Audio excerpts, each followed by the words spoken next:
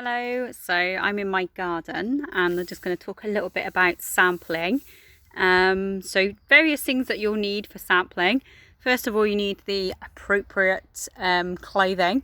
So that's going to depend on where you're going. So I've been to lots of really interesting places and needed all kinds of different clothing depending on that. Worn waders quite a few times, got some really funny looks on a beach once in the middle of the summer when we were trying to catch shrimp to have a look for heavy metal contamination. So yeah, obviously I'm not wearing wellies today, don't really need it in my back garden. You want a map of the area that you're looking at, and you want like a grid reference of the area. And it's always good before you start your sampling just to have a little bit of an idea of the types of wildlife that you might find in that area. So obviously it's my back garden, so I know it quite well. But I've got various different habitats, so I've got quite a lot of grass, but you can see it's pretty wild at the back, so I've got completely different plants at the back of the garden compared to the grass that I've got. And then I've got stuff that I've planted for myself, so I've got my veg and things like that, obviously. They're still growing at the moment. So once you've had a little bit of a look around the site, then you can start to think about what identification key you might like. And there are really specific ones. So you've got specific ones for insects. For instance, if you're doing an insect survey, there are different plant types. So you can get a whole book all about grass. You can have books about wildflower, you can have tree books and things like that. But the one that I've got here is really, really good because it has a little bit of everything. So if you're interested in nature, I would advise getting a book like this. You can see it's got trees, wildflowers, fungi, birds, reptiles, fish, invertebrates. So everything, all of the things that are quite common in the UK. And you can start to identify various things. So I had my first copy of this as a child, actually. Obviously that one got quite well used, so I bought a new copy. I was quite pleased to actually find another copy of this. So that's what I've got today. Now, as I said, it's my backyard, so I've got a good idea of what I've got in here. What I haven't done is the next step. So if you're going to sample something like a field, the best method to use is a random sampling method, when you would measure out the whole of your site with a tape measure, and you assign grid references. So you would have 1 to 10 along the side, and then A, B, C, D along the top of your site, and then you can use a random number generator to figure out where you're going to put your quadrat. The reason for that is because you can have bias and you can end up not counting particular things. So if you want to get a representative sample of the area, then random sampling in somewhere like a field is quite good. If you wanted to do something like you wanted to look at succession, like succession across a sand dune, going from the sea to the mature dunes and then towards woodland, then you would do like an interrupted belt transect. So you would just use your tape measure and you would draw the tape measure across the whole of the site, and then you would do regular quadrats along that particular site. Now, as you can see, I'm at home. I don't have a quadrat, so I have kind of made my own, sort of made my own quadrats that you can see here. And just got 4 pieces of wood and then cut them to half a metre each, which you can do yourself if you want to do. So if you want to do a quadrat in your own back garden, you can do that.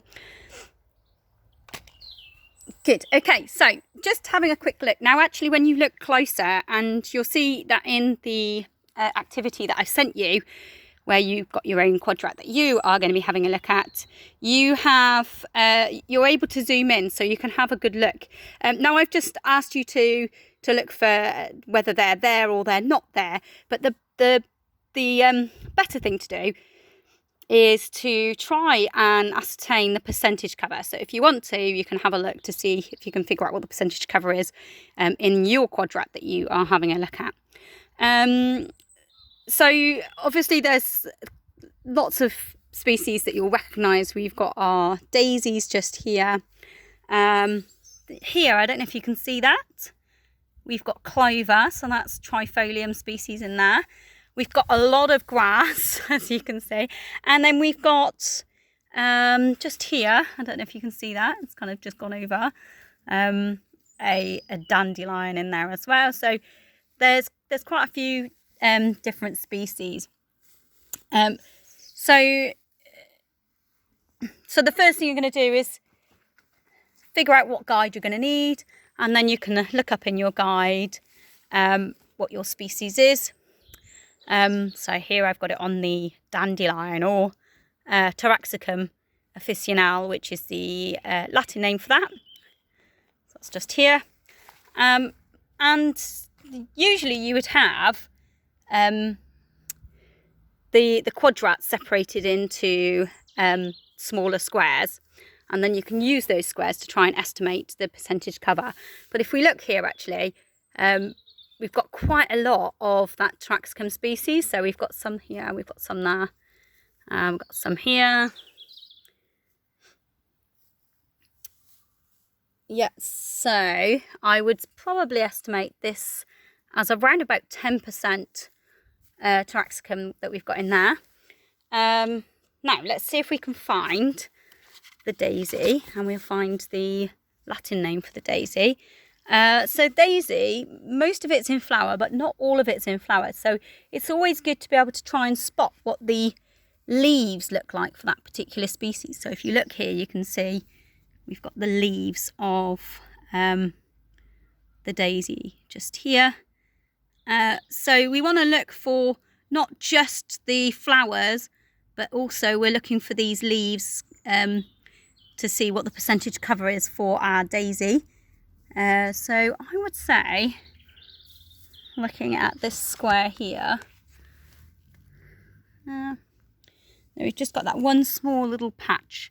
So I would say that's probably only about 10% coverage of the daisy there. Now, one mistake that people make when they're doing this is that they think it's all got to add up to 100%. But the whole of this quadrat, as you can see, has got grass in. So you have got 100% coverage of your grass. And that does mean that our total is definitely going to be over 100%, which is what I'd expect for this. Now, obviously, if we went to the other end of my garden where it's a little bit wild, I'm not going to put the quadrat down in here because I'm going to start to damage things. But you can see that it's a lot more biodiverse here. We've got very, very different plant species in there. We've got the bleeding hearts just here. Got lots of little baby hazel. These are little baby hazel trees in there, or cobnuts. We have got some of the Taraxacum, so there is some dandelions in here. We've got this kind of ground ivy. I might look this up actually, I don't know what